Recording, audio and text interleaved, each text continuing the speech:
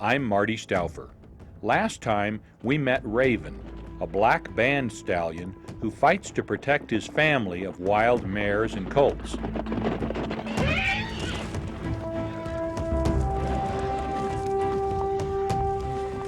Raven is likely a descendant of horses brought by the Spanish in the 1600s. Or perhaps he is descended of a sacred animal sent by the Creator. On horseback, the Indian people created an unparalleled culture.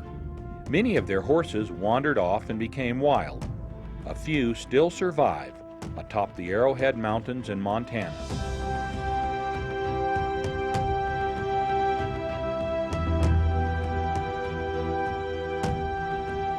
In spring, Raven's band migrates to the high country with 3 colorful new colts. Raven's youngest mare is a beautiful Palomino who has a colt the color of an arrowhead sunrise.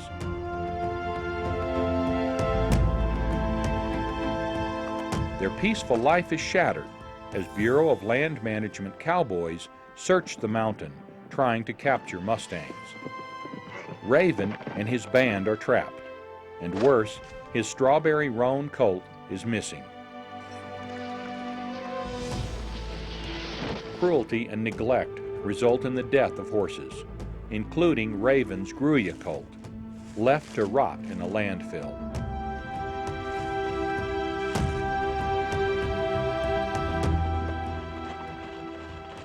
Raven's band is finally released as winter is setting in. He has lost 2 of his 3 foals, but life will go on.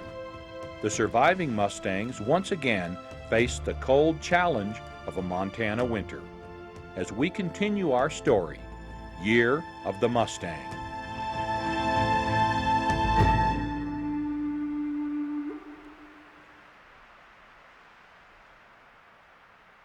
Snow dominates the landscape, lying heavy and deep on the arrowheads.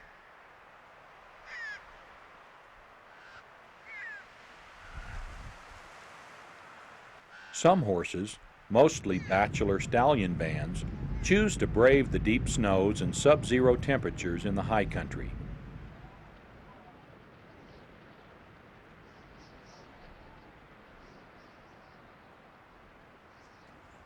Even lower on the mountainside, snow still accumulates, and finding enough to eat requires extra effort. One winter, over 2 decades ago, horses were marooned in snow so deep it claimed the life of every foal and many of the older horses. In the shadow of the Bighorn Mountains, below the level of perpetual snow, Flash is grazing on brittle grass and coarse sage.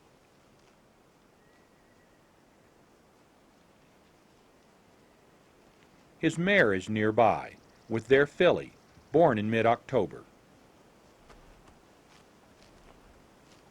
The foal's 2-year-old brother grazes protectively next to his little sister. The October filly has survived the harsh winter weather.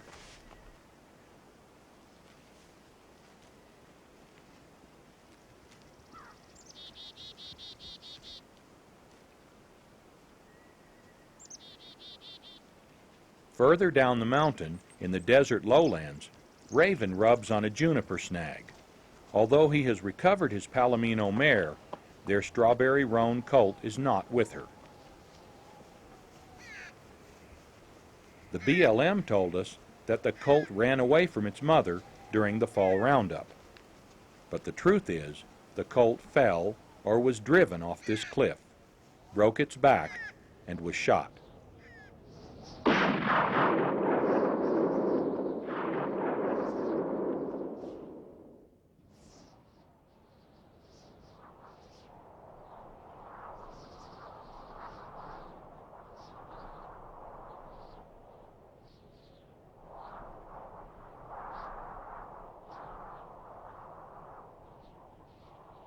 Despite the loss of 2 colts, Raven's band is rebuilding. The buckskin mare has given birth to a filly we name Mahogany. The Gruyere mare also has a brand new filly named Smoky.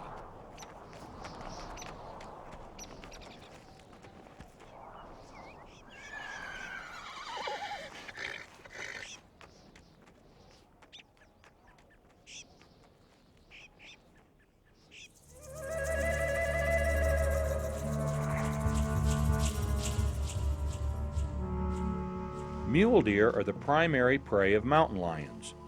Lions also kill wild horse foals if they get the chance.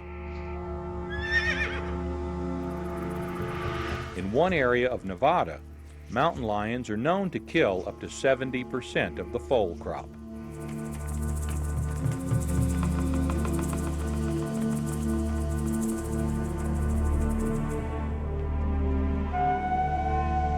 The alert buckskin mare makes an attack unlikely.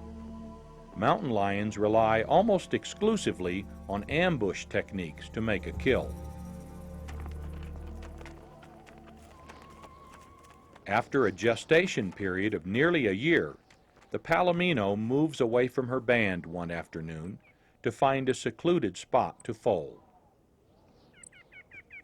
Like most wild horses, she will give birth at night and rejoin her band the next day.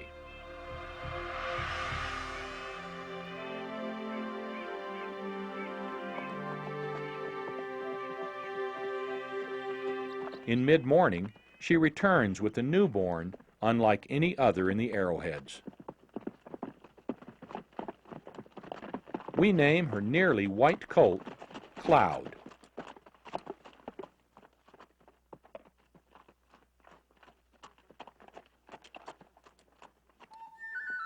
On his birthday, Cloud climbs the mountain with his family to find water. The water holes are empty or inaccessible now, so snow, piled in drifts under the Douglas fir canopy, becomes their water source.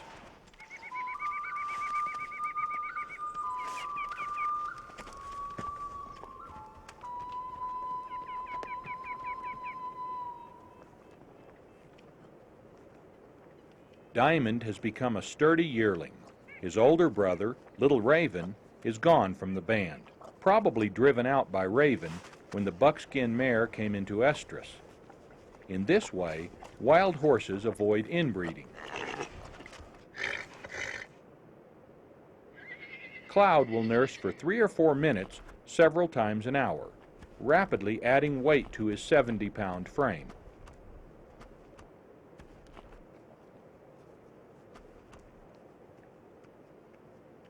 It will be several weeks before he is as independent as his sisters.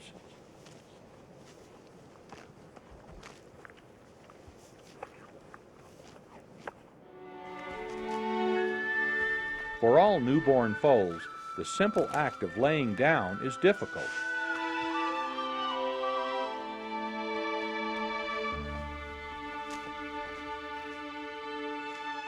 Like his mother and his grandmother, he would have been a prized Indian horse because colorfully painted symbols would stand out on his light-colored coat. A beauty like Cloud might have inspired one of the Indians' favorite pastimes, horse stealing.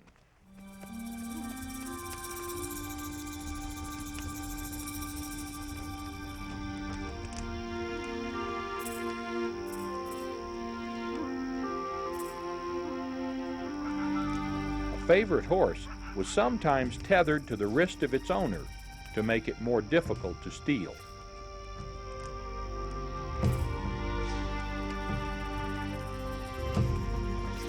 A clever thief was one who got away undetected. His calling card was sometimes a pair of worn-out moccasins. The unwritten message, "I wore out my moccasins walking, now I ride." You can wear out your moccasins finding more horses.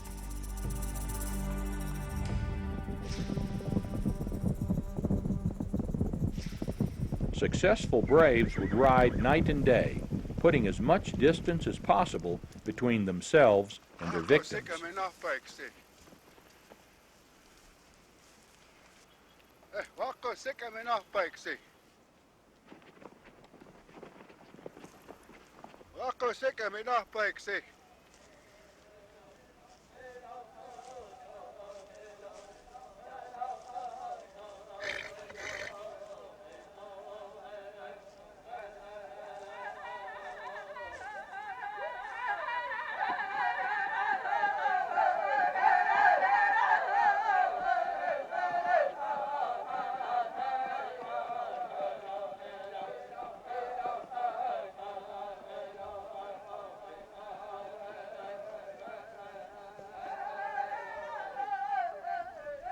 Great honor was bestowed upon those returning home unharmed with horses, the most prized possession of native people.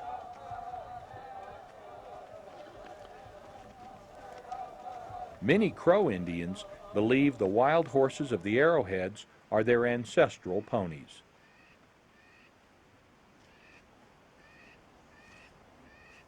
In June, Raven and his band are migrating to the high country. Characteristically, the mares lead the way, while Raven protects the rear.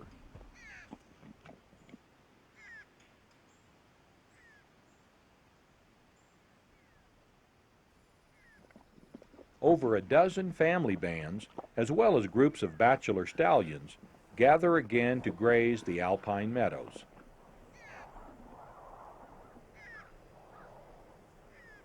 Spring-blooming pasque flowers give way to shaded summer hillsides of larkspur and huge beds of lupin flowers.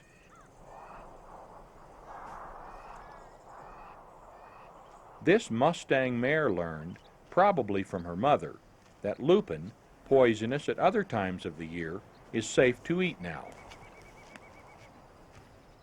The resourceful Mustangs even dig for their own minerals. Cloud learns where to find this natural substitute for the salt and mineral blocks humans give to their domestic horses. Mahogany licks the calcium-rich limestone rock. Not far away, another black band stallion, Opposite, named for the white boots on his right front and left back legs, spars with other stallions.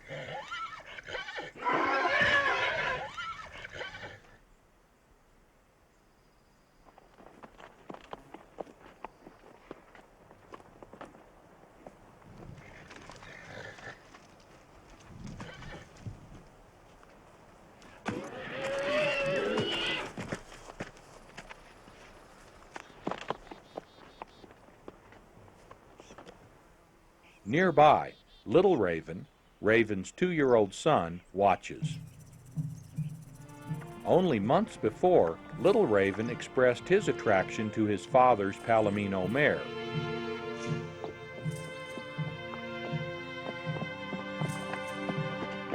His submissive, teeth-clacking gesture did not work to appease Raven. Now he is alone for the first time. It won't be long, however, before he has company. The Sabino's behavior will not go undetected.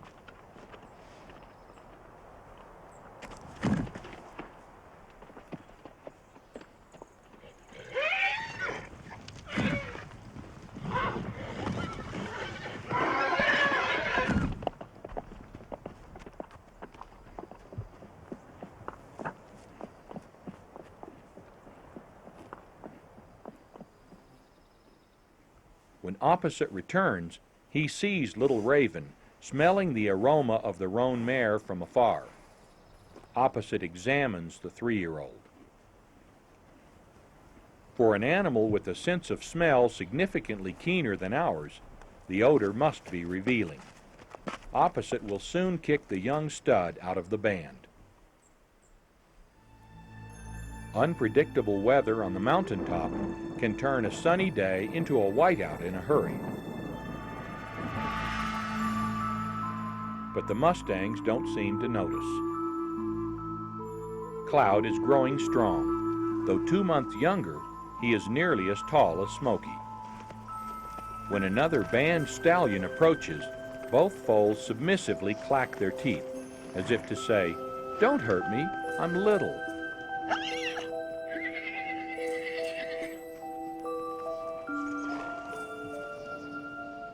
Birth color does not guarantee what a colt will look like as an adult. Mahogany's solid coat is roaning out, as white hairs mix with brown. Thick fog enshrouds the alpine meadows, and the horses grow indistinct and ghost-like.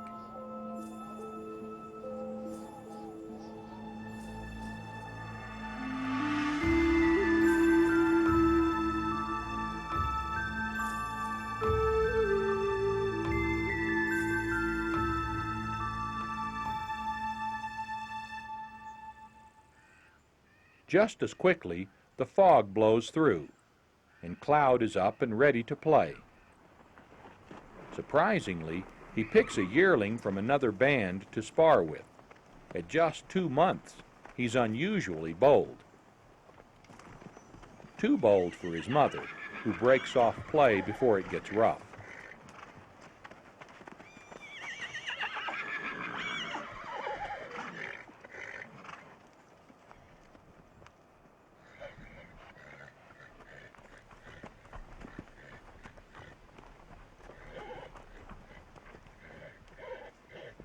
The gruya looks remarkably like Diamond's dead brother. As foals, the two played like this all the time. Mock battles to develop necessary stallion skills.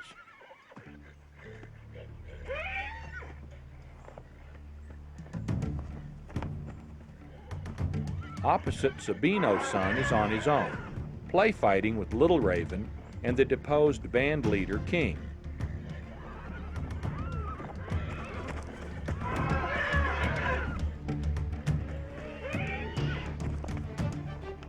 These bachelor alliances may last for a few days or many years.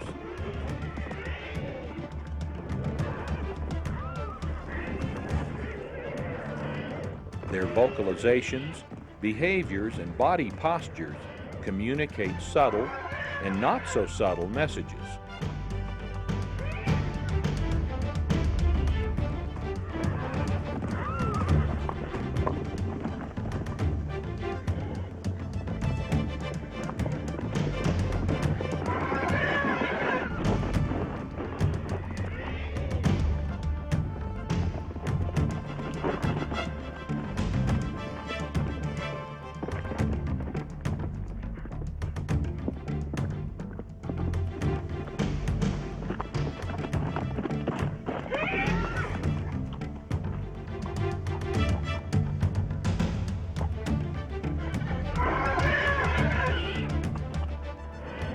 Part battle, part ballet, the dance of the stallions atop the arrowheads is a sight never to be forgotten.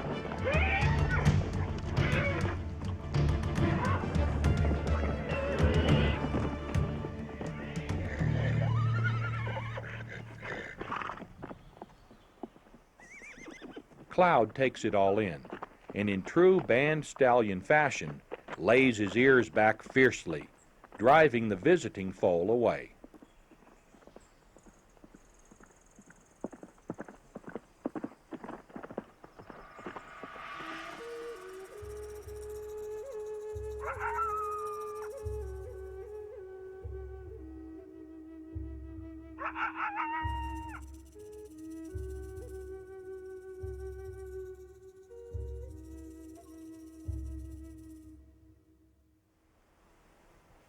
There was abundant snowfall over the winter. Much of it remains even into midsummer. The runoff keeps the water holes filled to capacity. Little Raven and the Sabino hang out together. As new bachelors, they're on the bottom rung of the bachelor society hierarchy.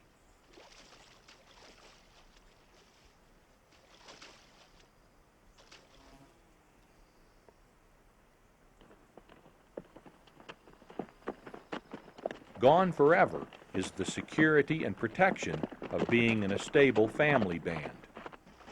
The two enjoy a last few splashes.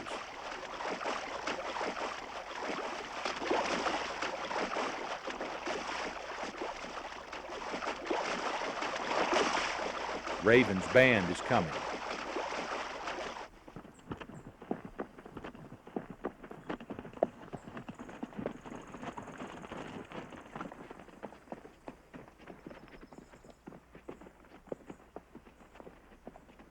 Horses may visit the water hole once or twice a day. They drink their fill, perhaps a gallon or more at a time. If another dominant band is not waiting, there's plenty of time just to play and enjoy the cool water.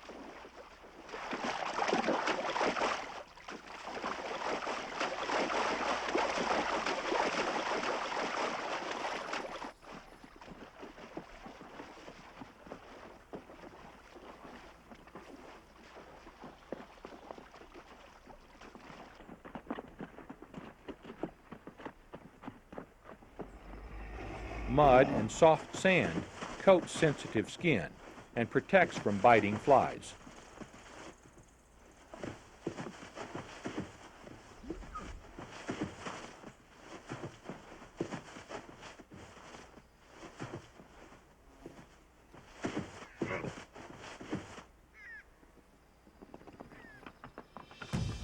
King, the former band stallion, is on the prowl for mares.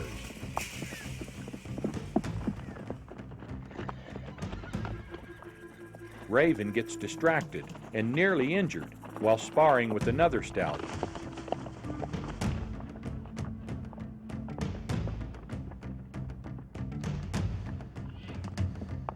It's just the opening for which King is waiting.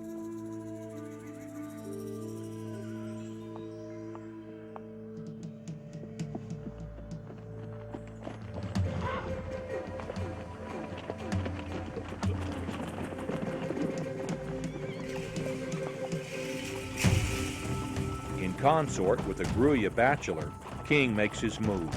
Together, the two stallions engineer the theft of Raven's mares.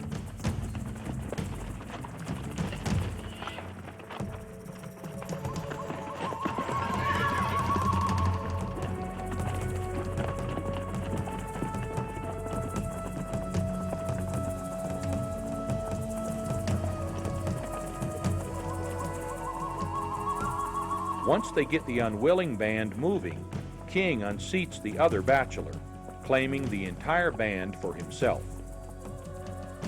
When Raven returns, he finds his family missing.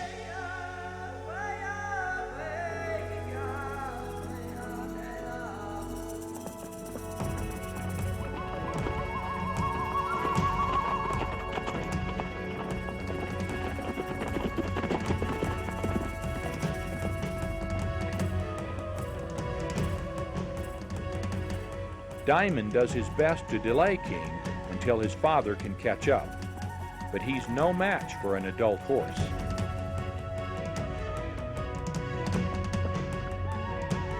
With Raven in pursuit, they disappear over the ridge.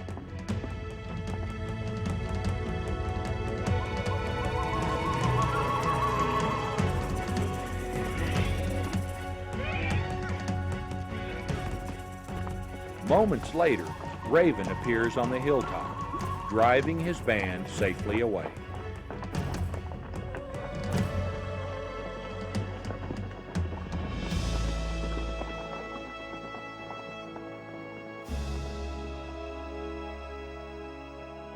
King retreats to the waterhole.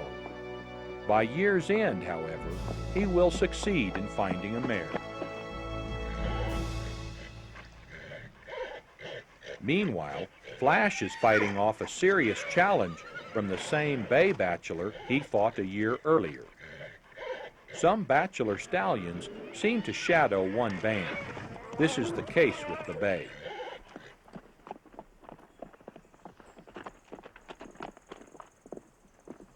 Taking no chances, the experienced sorrel stallion drops his head low, snaking his mare and the October filly safely away.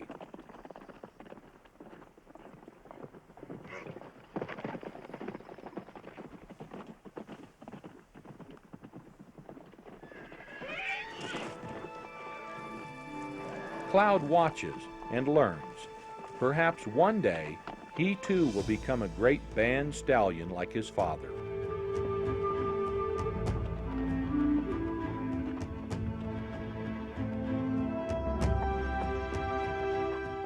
Raven's band has been through a great deal in the past year. Their incredible adventures together have strengthened their bond. Like their ancestors before them, they have survived and even flourished in the face of adversity, passing on knowledge from one generation to the next.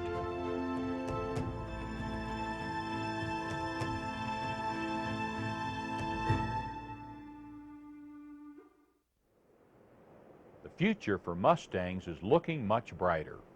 New managers are more knowledgeable and caring. Gentler roundup techniques still promise to keep horse numbers in line with range conditions.